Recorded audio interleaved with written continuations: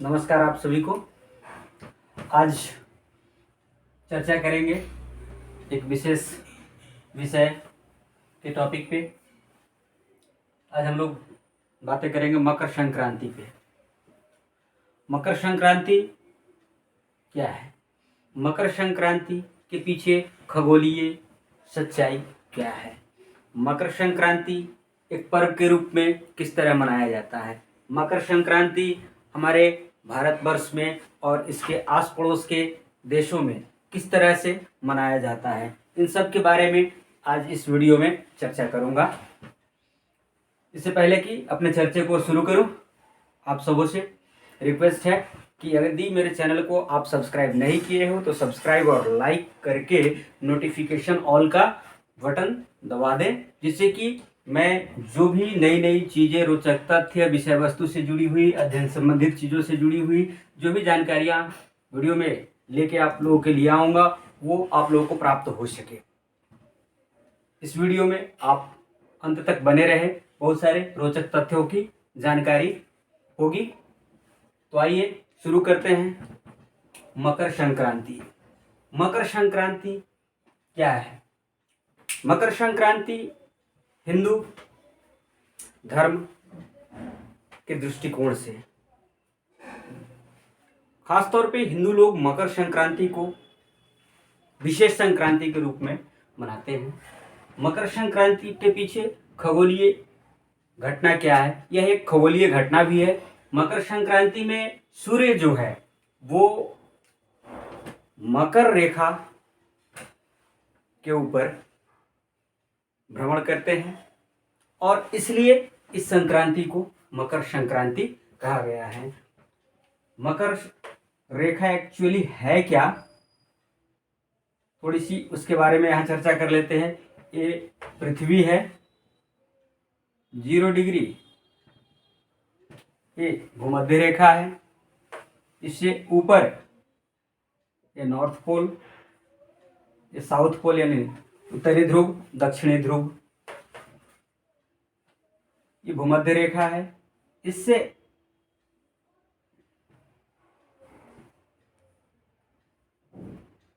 Twenty three and half यानी 23.5 degree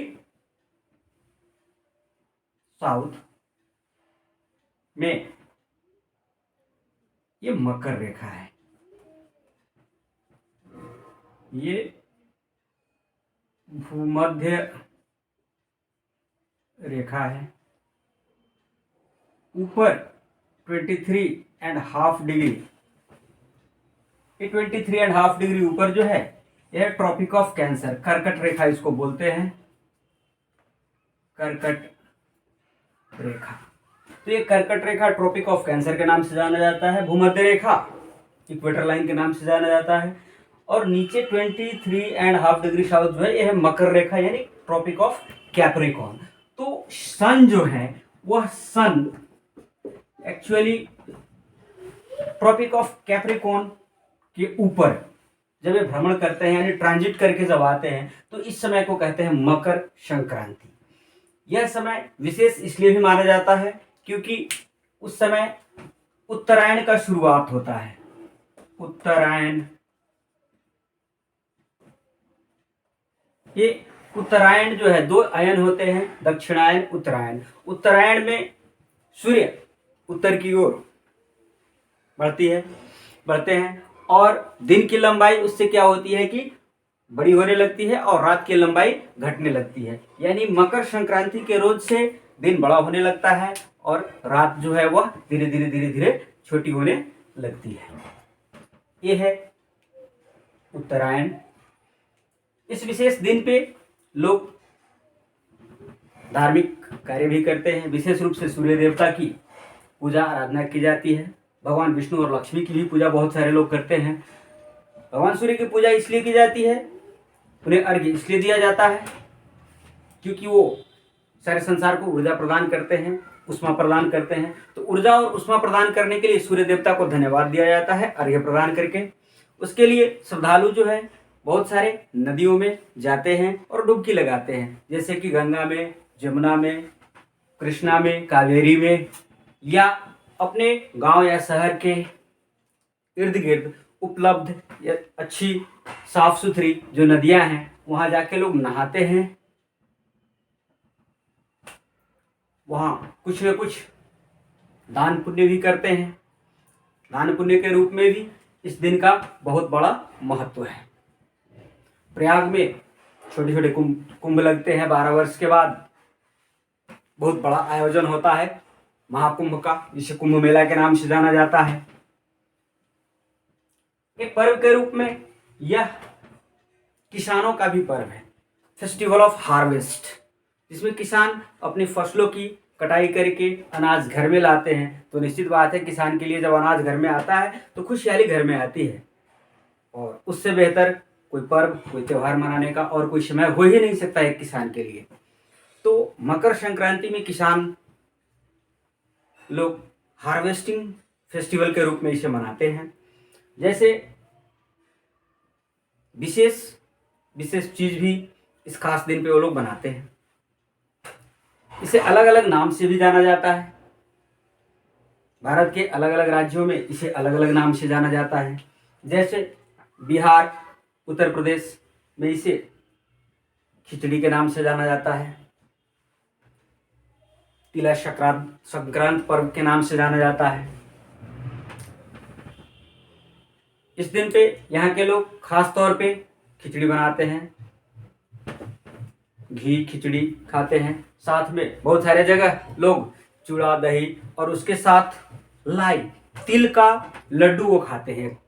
तिल का लड्डू जो है वो गुड़ के साथ बनाते हैं। तो गुड़ का लड्डू तिल के साथ जो बनाया जाता है, तो तिल और गुड़ का लड्डू बहुत ही प्रसिद्ध है इस दिन में। खासतौर पे इसे इसलिए भी लोग खाते हैं क्योंकि ये बहुत अधिक ऊर्जा देता है, शरीर को अंदर से गर्म बनाए रखता है, और जो ठंडी है उस ठंडी को झेल पाने की सामर्थ्य आप में वह प्रदान करता है। मकर संक्रांति के रोज से ही ऐसा माना जाता है कि ठंड भी धीरे धीरे धीरे धीरे घटते जाएगी, और इसलिए उस रोज भारी मात्रा में लोग नदियों में, तालाबों में पहुंचते हैं और वहां स्नान ध्यान करके सूर्य भगवान को अर्घ्य देते हैं और दान पुण्य भी करते हैं। तो ये है धार्मिक सच्चाई, धार्मिक तथ्य मकर संक्रांति से जुड़ा हुआ। मकर संक्रांति को तमिलनाडु में यानी दक्षिण भारत में पोंगल के नाम से, असम में बिहू के नाम से मनाया जाता है।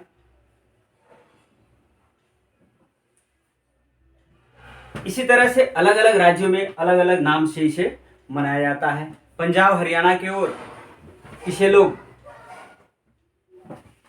भव्य रूप से मनाते हैं। लोहरी, पोंगल, बिहू, थाई पोंगल, खिचड़ी, तिला संक्रांत, ये सभी इस मकर संक्रांति का ही अलग अलग जगहों पे दिया गया नाम है। मकर संक्रांति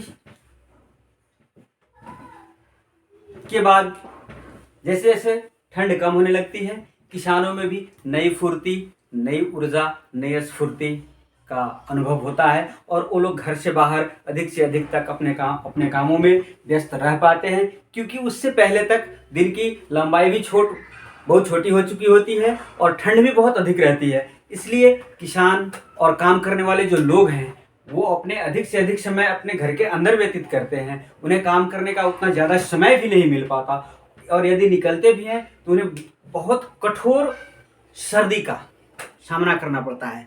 इसलिए वो लोग तिला संक्रांत के बाद बहुत खुशी के साथ फिर से अपने काम पे बाहर निकलते हैं, और अधिक से अधिक समय जो दिन का होता है वो अपने काम में वो व्यतीत कर पाने की संकल्प के साथ घर से बाहर निकलते हैं।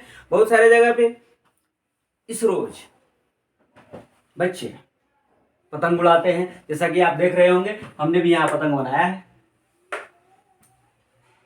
गुजरात में खास तौर पे जहां इसे उत्तरायण पर्व के नाम से भी जाना जाता है, वहां पतंग उड़ाते हैं। और पतंग उड़ाने का एक अर्थ वहां ये भी है, आप अपनी खुशियों का जो संवाद है, खुशी का जो मैसेज है, वो आप अपने पूर्वजों तक जो कि सीधे पैराडाइज में हैं उनके पास भेज रहे हैं, उन रंग बिरंगे पतंगों के सहारे। तो मित्रों, बच्चों, दोस्तों, ये है मकर संक्रांति। आशा करता हूँ इस वर्ष का मकर संक्रांति आप सभी बहुत भव्य रूप से मनाएंगे। घर पे तिल भी मंगाएंगे, गुड़ भी मंगाएंगे, लड्डू भी बनाएंगे, खिचड़ी भी बनाएंगे, उसमें घी भी मिलाएंगे और मजे से मिल बांट के अपने परिवार, अपने दोस्तों के साथ बैठ के उसे खूब जम के खाएंगे भी। और बहुत ऊर्जा और स्फूर्ति के साथ इस नए वर्ष 2022 में आप सभी बहुत ऊर्जा के साथ अपने कर्तव्य पथ पर, अपने लक्ष्य की ओर आगे बढ़ेंगे। इन सारी शुभकामनाओं के साथ धन्यवाद। फिर मिलेंगे दूसरे किसी बहुत ही सुंदर टॉपिक पे बहुत जल्द। धन्यवाद। Bye bye.